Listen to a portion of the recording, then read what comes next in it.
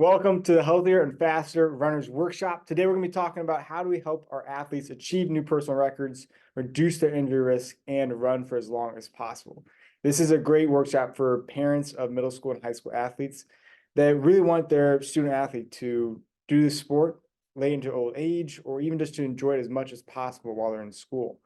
And there's so many benefits that come along with being a part of a team and in that community. And when you get injured, you get pulled out of that atmosphere, and it can slow down your personal growth. It can slow down, obviously, your physical health. And we really want to try and avoid those injuries from popping up as much as possible. So that's really the goal here, is how do we help our runners reduce their injury risk and recover faster so they continue to improve in the sport they love. So before we get too far into it, just a little bit about me. I graduated from Ohio State University with my doctorate in physical therapy. I've been a personal trainer for over 8 years now, and I actually used to work out of a physical therapy clinic that was in a Fleet Feet running store in Columbus. So we got to see a bunch of different athletes in there, and you get all sorts of athletes that come across. So you have the couch to 5K folks, and then you have the people doing 100-mile races in the Swiss Alps. So it was a really cool atmosphere to get very specialized and good at treating runners. At Bay High School, I was a cross-country athlete, track athlete, swimmer, and soccer athlete. I also have a triathlon background.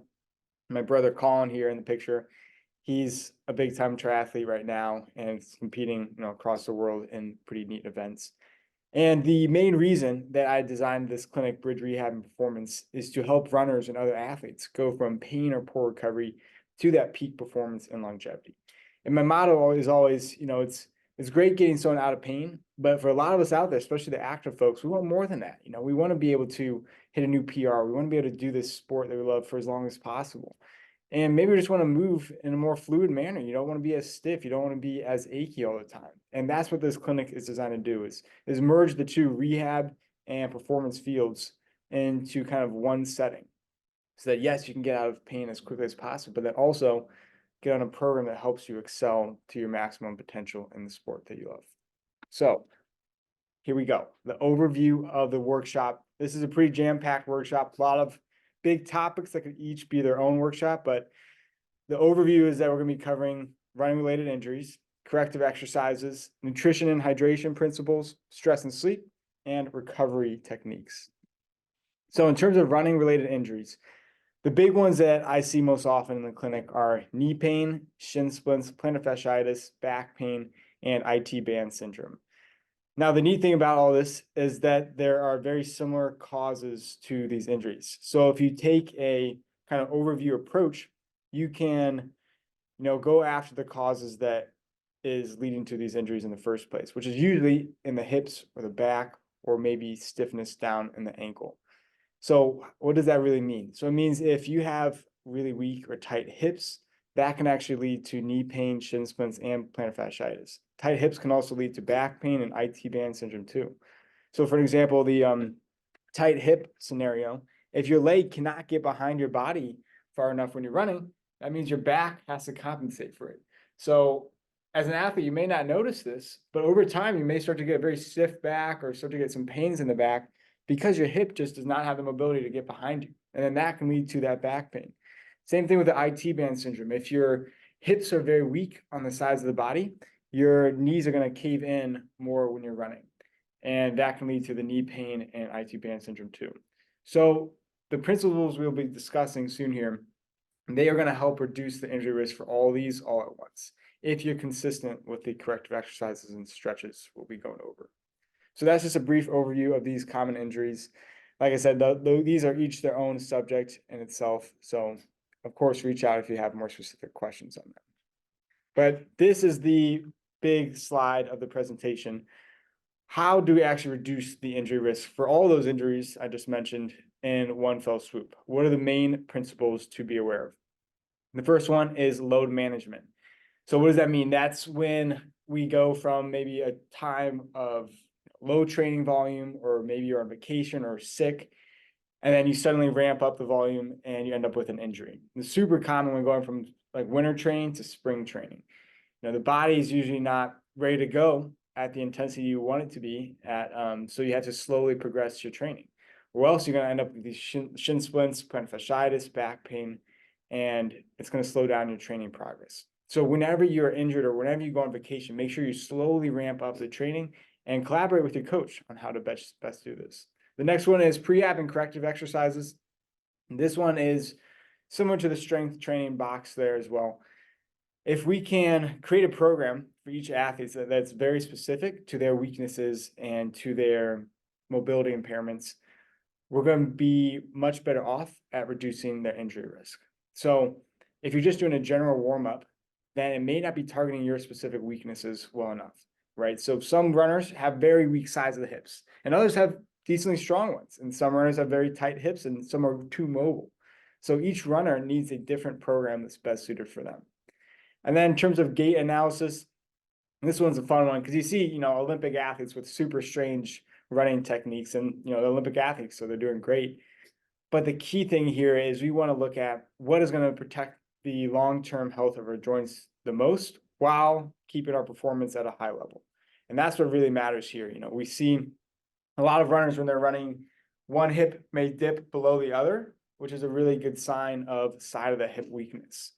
And I see this on the treadmill during the running analysis, but when they take a step on, say, their left leg, their right hip drops down. And that causes a lot of stress on the low back there and onto the IT band syndrome of that left leg. So make sure that your gait is appropriate and that we're reducing your running risk by having proper gait form or running form. In terms of recovery and mobility work, this one is super key if you want to get the most out of your training. The common phrase here is that we can only recover from, or we can only adapt to what we recover from. So if you are hitting your training very hard and you are, going day in and day out, just pushing against the grain there, your body's not going to be able to adapt and recover as it should. It needs time and it needs resources to rebuild the muscles and the bones in the body. So you need to be watching out for how your muscles are feeling. Are they starting to get overly sore? Are they never getting a break? Are your joints starting to flare up and get aches and pains in them? That's a good sign that, hey, we need to pull it back a little bit, look at our recovery routine, and make sure that we're taking care of our body there. And then cross training, we talked about it a little bit, but if you're only doing running, that is a lot of the same stress again and again on your bones and joints and muscles. So if we can incorporate other forms of cardio or exercise, that's going to protect the long-term health of our joints much more. So that means your elliptical, bike, swimming, those are all great options, especially if you're injured, to incorporate into your routine.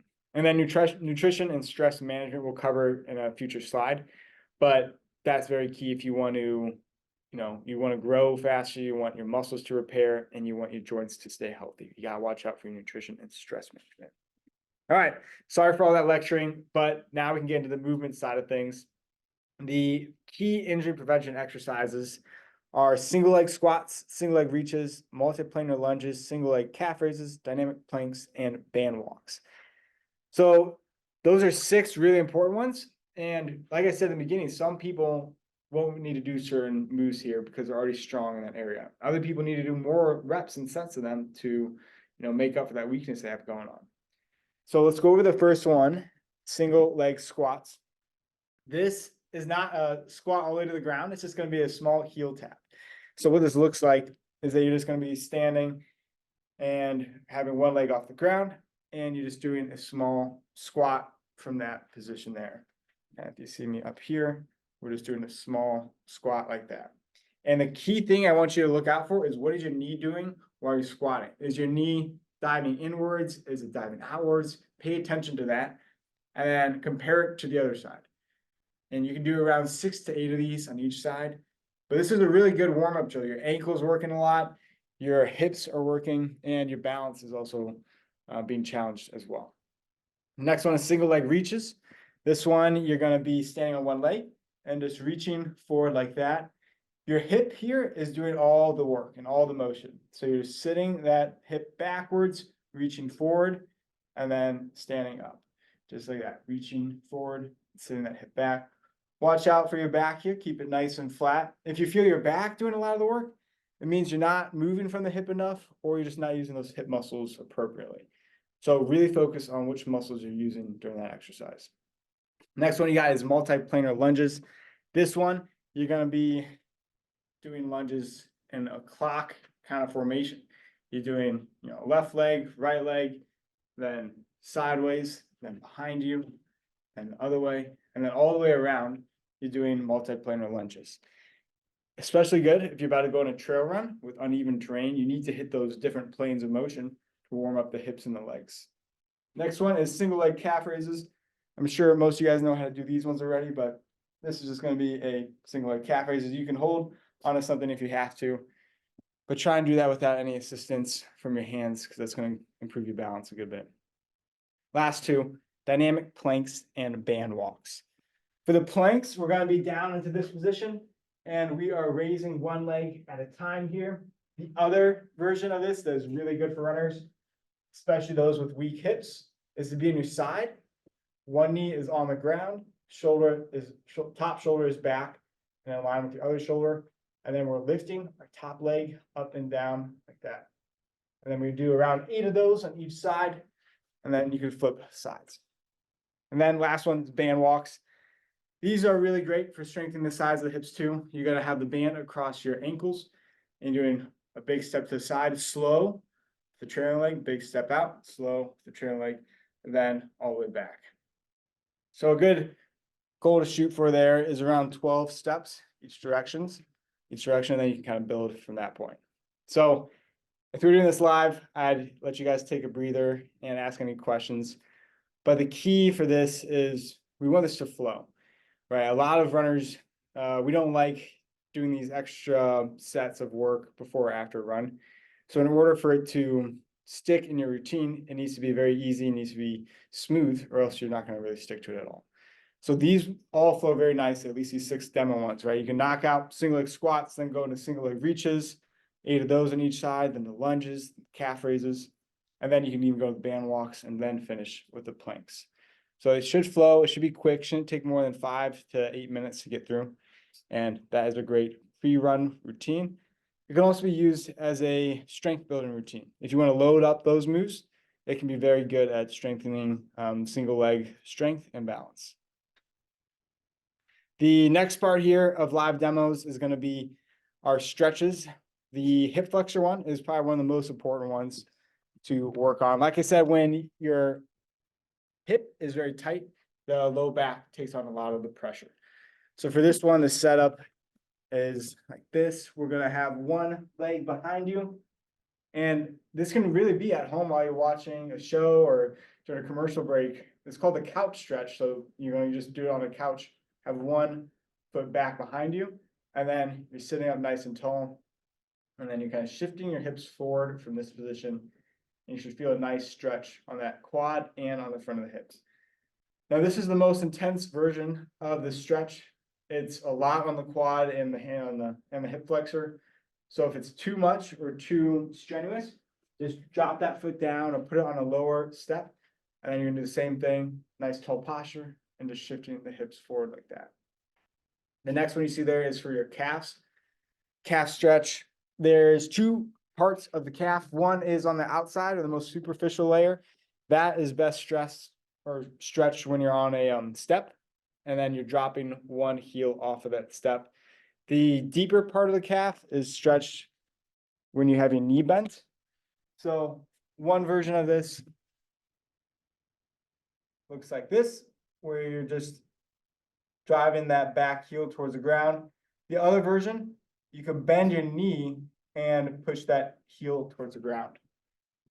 So there's kind of 3 great calf stretches there. One you can do off of a step, and then those are the other 2 that you can incorporate to get your calf and ankle more mobile.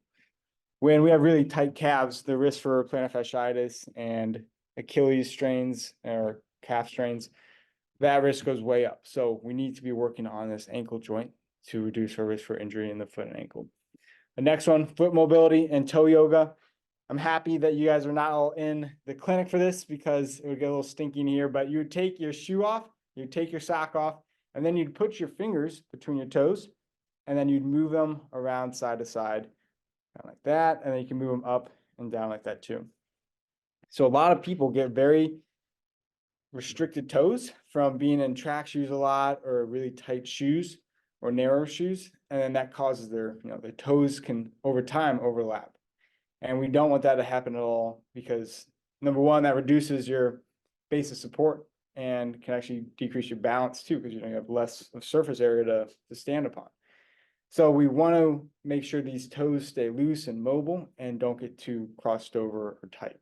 The last one is the piriformis stretch. Really good for people with glute strains or sciatic-like symptoms. So this one you get into let me get you in position, a 90-90 position here, just like that. And then we're going to be leaning towards that front knee. And you should feel a good stretch on the back of that front hip here.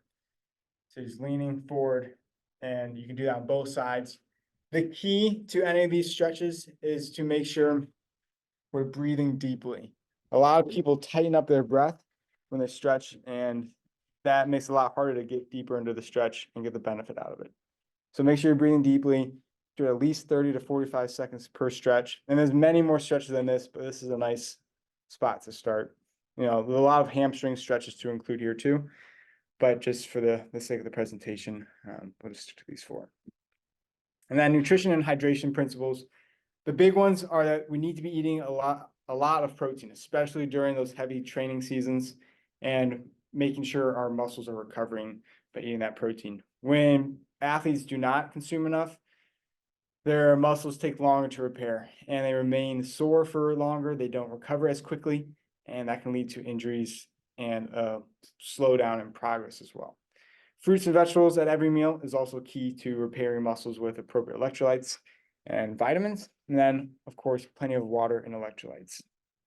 When we sweat a lot, especially as it gets warmer during the summer season, we lose a lot of salt and electrolytes from the body. And if we're not replacing that with healthy electrolytes, then the water that we're consuming a ton of, it's not going to be absorbed as well in the body. So you need to pair water with enough electrolytes, and consult with your nutritionist or a healthcare practitioner for more specific recommendations on that. And then sleep and stress management. The goal here is at least 8 hours a night for athletes, especially student athletes. You guys are taking in a ton of information every day. So if your body is not sleeping enough and recovering, number one, you're not going to be as smart, because you're just not going to be able to retain as much if your mind is always stressed out and not able to repair and not able to make new connections. Sleep is very important for learning new material and gain the most out of your training as well, right? If you're not hitting that 8 hours of sleep, that is the easiest thing you can do to get injured, is only sleep 4 to 5 hours, and then you'll definitely have an injury at one point or another. So we do not want that to happen to you guys. So really try and hit that 8 hours of sleep. Tons of research on this now. The percent of injury risk goes up by about 30% when we only get 4 to 5 hours of sleep a night. So that's just such an easy one to try and hit, is at least that 8 hours to reduce injury risk and improve your performance. How do we improve the quality of our sleep? First thing we can do is make the room as dark as possible. We can also make it cold, around 68 to 69 degrees. And then this is a tough one, but no screens 1 hour before bed. If you can, there's blue light blocking glasses. There's I think a blue light function on your phone. You can improve sleep quality by getting rid of those screens, and that's going to help get into deeper sleep. And then caffeine is also super important to note. It's not listed here, but when we have caffeine in the body, it takes a long time to digest and absorb. And so if you have caffeine after 3 p.m., there's still a good amount still circulating throughout the body if you go to bed at, say, 10 or 11. So you may feel like you're getting to bed at a decent time, but the deepness and the quality of the sleep is going to be impaired because you have caffeine going through your body. And then the last point is that stress management. Make sure that you are journaling, chatting with friends, walking, recovering, whatever helps you just calm down, reflect on the day, and just take a breather. That's super important too if you want to get into that deep state of sleep. All right, and onto the fun stuff. I cannot talk about these advanced recovery strategies until we go through those foundational principles there. These strategies are extremely important if you want to get that extra couple percentage points towards your recovery, towards your performance, and towards your injury risk prevention. So the first one is our compression boots. We want to use these if the legs are very sore, if they feel inflamed, if you've been on your feet all day. These are great at flushing out any waste products in the leg, getting rid of the lactic acid, and making you feel a lot lighter and more mobile after having them on. And the other two are trigger point release massage or active release technique and dry needling. Those are incredible for releasing those stubborn muscle knots and improving blood flow to the muscle. When a muscle is knotted up, it is not as efficient. It's not as strong, and it's naturally stiffer. So if we can get rid of those muscle knots, the body's going to be more mobile, you're going to be more pain-free, and you're going to actually improve your recovery time as well. So those two are actually some of my favorite there, the massage and dry needling. And then we have our mobility and corrective exercises, which we've gone over. And then foam rolling is another great technique to get rid of the knots on your own at home. That's better for those more superficial or top layer knots. If you really want to get those deep ones, that's when you need the active release technique and dry needle. All right, so next steps after going through this workshop. Number one principle is to make sure we're consistently applying these to our training. If you're only sticking to your warm-up routine for a week, or maybe you only eat healthy for a week or two, that's not going to do a ton for your long-term performance, to your training, and to your health. So make sure that we're trying to stick to this pattern of healthy behaviors to improve our running performance. The next one is we got to watch out for load management. Make sure we're not doing too much too soon, and also make sure we're not overtraining. That's a very common one too, that some athletes, they go too hard in their training, and it leads to all sorts of injuries and stress fractures along the way. So load management paired with recovery techniques are extremely important to keep up with. And then we have our nutrition and hydration that we talked about. The other very key point here is to make sure we're getting our aches and pains addressed early on. A lot of times with runners and gym-based athletes, we could be relatively stubborn and be like, oh, it'll go away at some point. I don't need to go and see anyone. But this can be pretty detrimental if you let it go on for too long. Some injuries thankfully just go away on their own. But if you really want to know why an injury popped up in the first place, or why something is sticking around longer than it should, it's important to get that addressed early on. Oftentimes, the physical therapist or doctor may just say, hey, you're good to go, nothing to be worried about here, continue on. But in some cases, it's very good to get that advice that tells you, hey, you need to pull it back, or else this can develop into something much more serious. So make sure to get those aches and pains addressed early on if you really want to be an exceptional athlete in the future. And then work on the pre and post-race tune-up and recovery work. If you have a big race coming up, it can be very beneficial to get the tune-up recovery work in the day or two prior, and that's going to help your body get the most out of its recovery and repair and leave you feeling much fresher going into the race. All right, so what do we actually do here at Bridge? I'll just do a quick spiel on our services here. The first one is the running analysis that I mentioned. We do a video analysis from multiple angles, and we go over it with you to see what's happening at each joint in the body. We also do performance and injury prevention training, as well as physical therapy for injuries, aches, and pains. And it is a different kind of physical therapy here. It's more performance-based. It's about how do we, number one, get you out of pain, which is great, but we also want to get you ready for that next big performance coming up and make sure your training and recovery is appropriate for you. And then the fourth point, or fourth service we offer, is these recovery services: the compression boots, the cupping, dry needling, active release technique or massage, as well as the cold plunge. We actually just got a cold plunge in here, which is incredible for recovery and long-term health too. And then lastly is our annual physical fitness checkup. If you're just curious about the state of your body, if there's any imbalances going on, if one side's weaker than the other or more stiff than the other, that's a really great service for the fitness checkup. There's just some other clinics or other pictures in the clinic. And if you ever want to reach out to me, my number and email is listed there, and same with our address. So of course, feel free to reach out, even if it's just a question about an ache or pain going on, or if you need some resources. I have tons of free ebooks and blogs about different injuries and recovery strategies. So always feel free to reach out with any questions or concerns, and best of luck this race season. Take care.